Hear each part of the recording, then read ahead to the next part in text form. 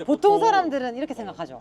이제 나이도 어느 정도 무르익었으니 이제 공무원 들어갔으니 이제는 쭉 했었어야 되지 않냐. 근데 그러니까 저는 어떤 스타일이냐면은 태어나서 해보고 싶은 건 다 해봐야 된다 주의이기 때문에 제가 해보고 싶은 걸 다 하고 있는 중이에요.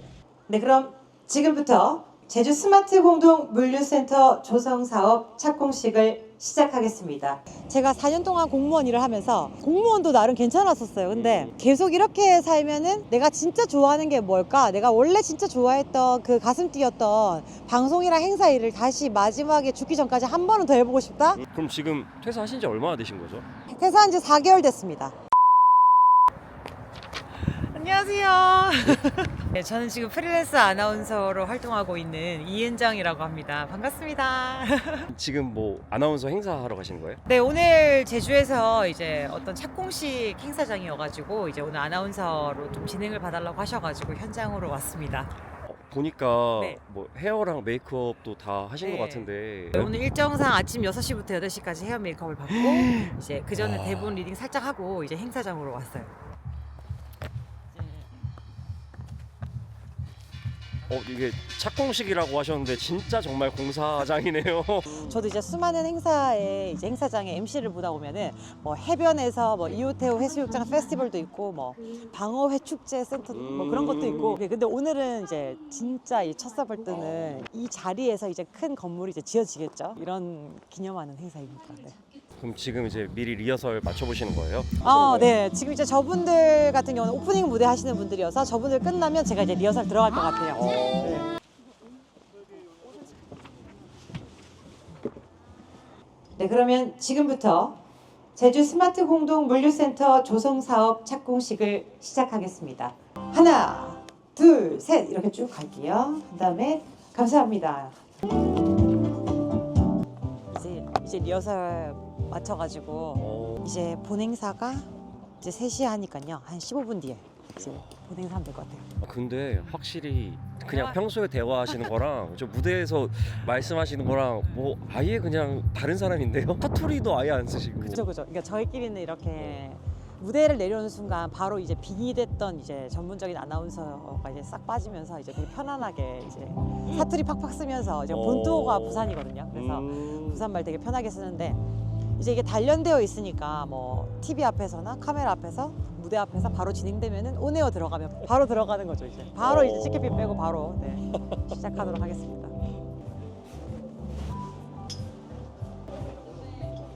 이제 준비하신 건가요? 네, 이제 본격적으로 온에어 해보도록 하겠습니다. 추우실 것 같아요.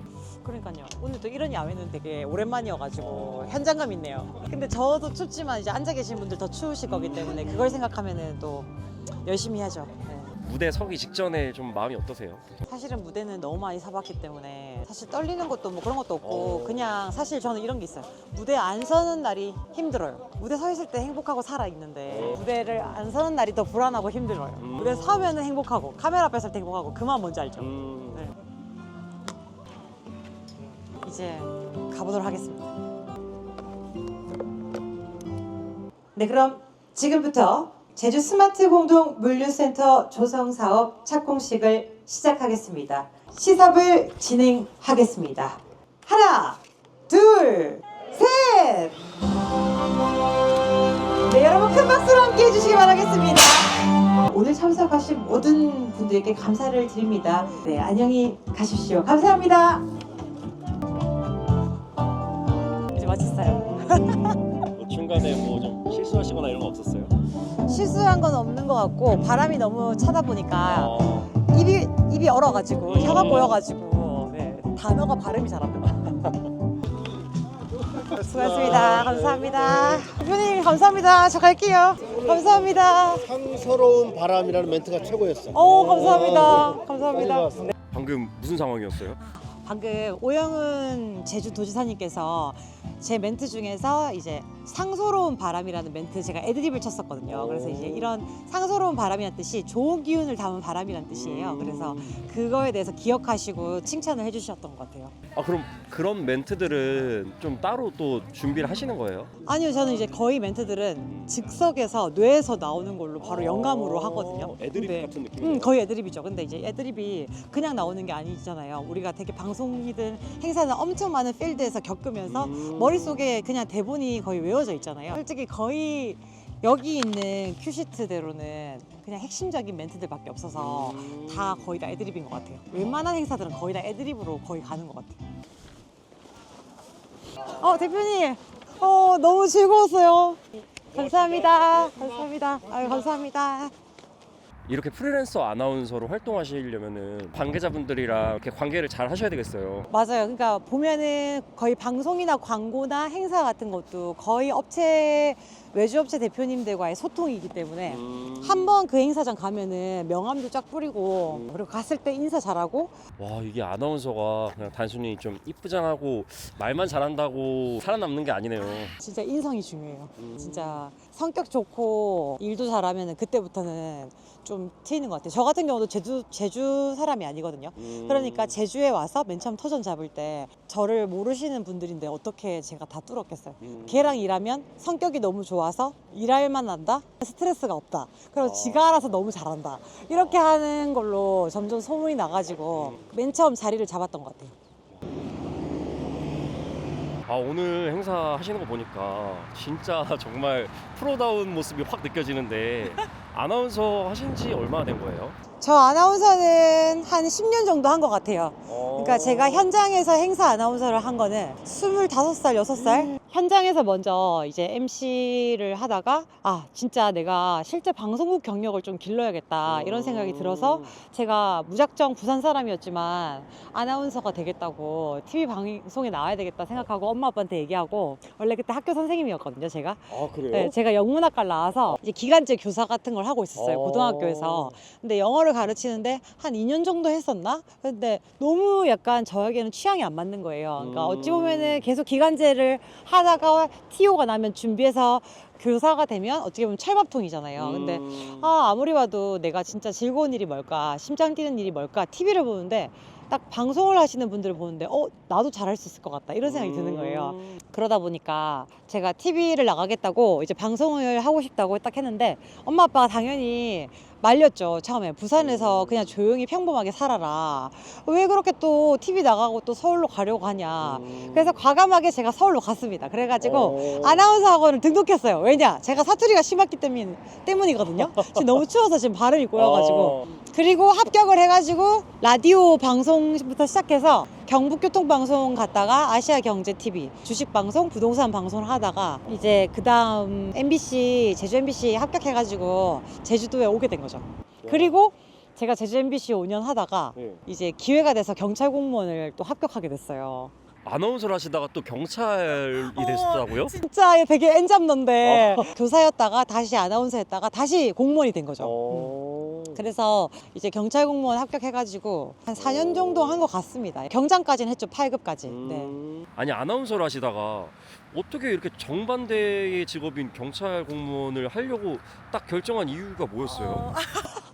솔직히 제가 방송을 한참 재밌게 하고 있을 때 갑자기 코로나가 딱 오면서 방송 행사계가 되게 막히는 상황이 왔었거든요. 그러니까 행사는 다 없어지고 전국에 코로나 때문에 야외 행사 싹 없어지고 방송밖에 없는 거예요. 어떻게 나아가야 되지? 이게 코로나가 언제까지 돼야 되나 이런 찰나에 제가 프로그램을 하나 했었는데 경찰을 체험하는 그런 프로그램 녹화 현장이었어요. 그러니까 뭐 오늘은 제가 1일 경찰을 체험해 보겠습니다. 뭐 이런 걸 갖다가 그때 그 녹화에 참여했던 이제 서장님께서 이제 저를 좋게 보시고 되게 씩씩하고 용감한데 여자 경찰이 너무 잘 어울린다. 경찰 한번 해볼 생각 없냐? 이렇게 제안을 주셨었죠.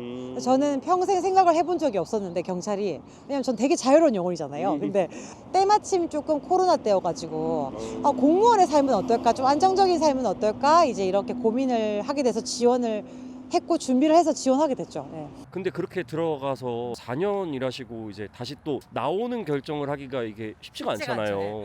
제가 4년 동안 공무원 일을 하면서 공무원도 나름 괜찮았었어요. 근데 계속 이렇게 살면은 내가 진짜 좋아하는 게 뭘까? 내가 원래 진짜 좋아했던 그 가슴 뛰었던 방송이랑 행사 일을 다시 마지막에 죽기 전까지 한 번은 더 해보고 싶다? 그런 생각이 있었어요. 공무원으로 당연히 정년퇴직하면 너무 좋겠죠. 그쵸. 근데 뭔가 내가 진짜 내 마음이 맨날 기쁘고 일하고 나면 너무 행복했던 게 뭐냐면 생각해 봤을 때 행사, 방송, 아나운서 그 일이었던 것 같아요. 카메라 앞에 서고 마이크 잡고 이렇게 하는 일에 늘 행복했기 때문에 그거에 대한 어떤 늘 그리움이 있었죠. 경찰을 하면서도. 그래서 다시 제가 제 심장을 뛰게 하기 위해서 퇴사를 하고 나왔습니다. 퇴사하신다 했을 때 가족들 반응은 좀 어떠셨어요? 아니 그렇게 남들 어렵게 합격하는 경찰 공무원 또 왜 그만두냐고 막 이랬었죠. 예. 안정적이지 않은 이 삶을 다시 또 도전한다는 게 뭐냐 막 이렇게 하셨죠. 네. 그럼 지금 퇴사하신 지 얼마나 되신 거죠? 퇴사한 지 4개월 됐습니다. 와 진짜 얼마 안 되셨네요. 빨리 자리 잡았죠. 그러니까 오. 어떻게 하냐면은 퇴사를 하고 생각하는 게 아니라 저는 퇴사하기 한 1년 전부터 좀 혼자 치밀하게 많이 생각했었어요. 퇴근하고 저의 이 앞으로 방향을 되게 모색을 많이 했었어요. 왜냐하면 방송만 해서 될 게 아니라 업체나 에이전시를 차릴 경우에 어떻게 섭외를 해나가고 또 어떻게 이런 기관을 뚫어서 행사를 진행할 것인가 이런 것도 고민을 했고 또 제가 해보고 싶은 게 되게 많았어요. 장사도 하고 싶었고 사업도 하고 싶었고 뭐 카페도 하고 싶었고 그러면은 지금도 아나운서 일 말고 다른 일도 좀 같이 하고 계신 거예요? 네, 전 솔직히 퇴사하고 맨 처음 시작했던 게 행사는 비수기잖아요. 겨울에 제가 퇴사를 했으니까. 겨울에 제일 잘 되는 게 뭘까 생각하다가 겨울 간식 푸드트럭을 오뎅탕, 호두과자, 붕어빵 유튜브를 보는데 막 순대 푸드트럭이랑 막 호떡 푸드트럭 이렇게 하신 분들이 돈을 많이 벌더라고요. 솔직히 저는 약간 해보고 싶은 거 다 해봐야 되는 성격이거든요. 그래서 아는 지인분한테 부탁을 해가지고 시도를 해보게 된 거죠.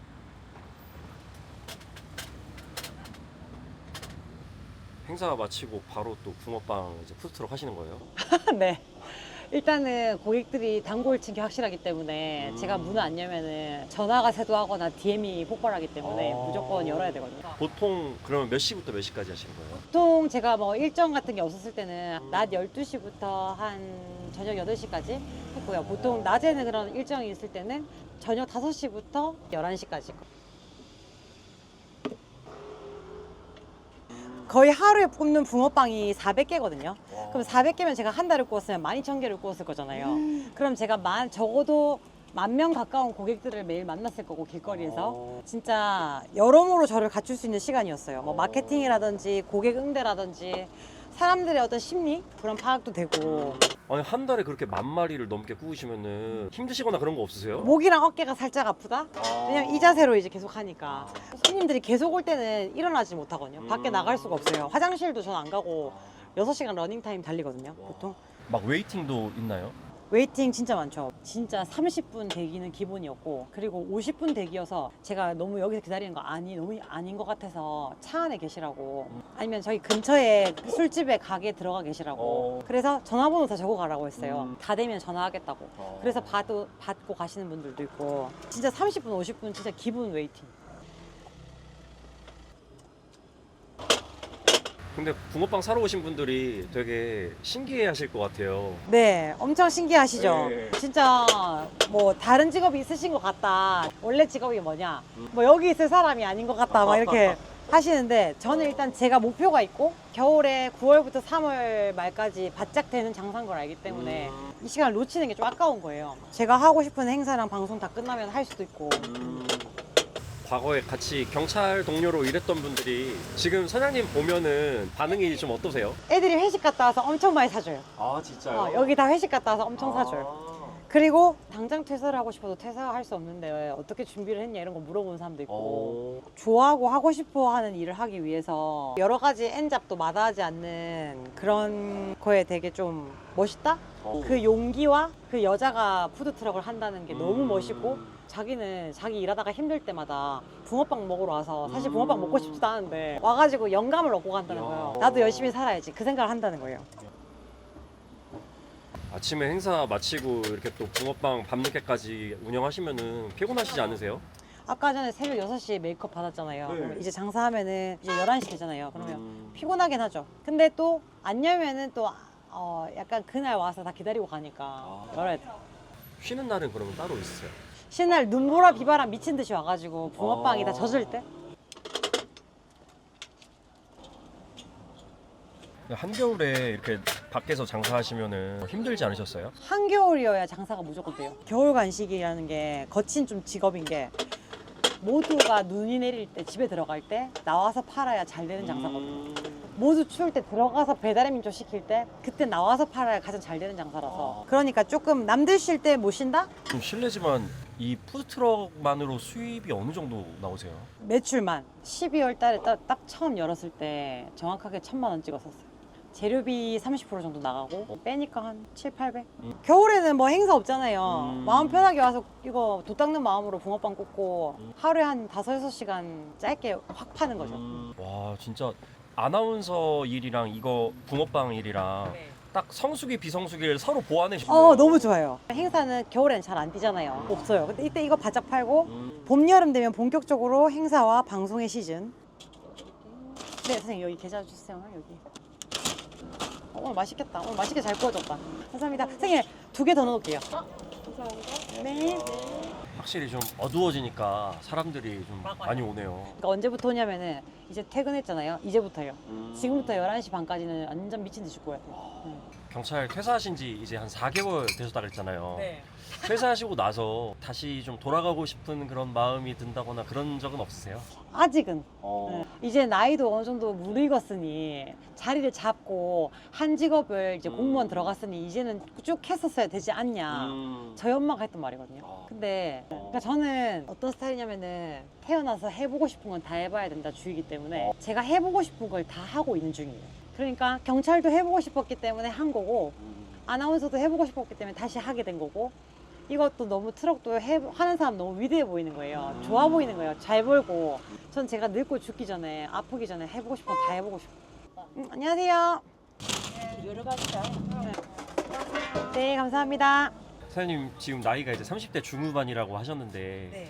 보통 대부분의 사람들은 30대 정도 되면은 뭔가 도전했다가 실패하는 게 되게 불안하고 두려워서 사실 막 도전을 잘 못하는 경우가 많은데 사장님 같은 경우는 그런 실패에 대한 두려움이 없으신가요?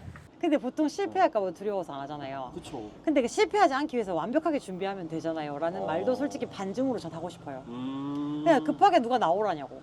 1년이든 2년이든 충분하게 시뮬레이션 돌리고 실험해보고 충분히 준비하고 많은 조사를 해보고 소스를 듣고 거기서 하고 있는 사람한테 얘기를 듣고 찾아가 보고 전 다 찾아갔었고 기술을 이거 미리 배웠었거든요. 저는 이거 공무원 할 때도 사실은 미리 기술을 배웠었어요. 이거 잘한다는 사람한테.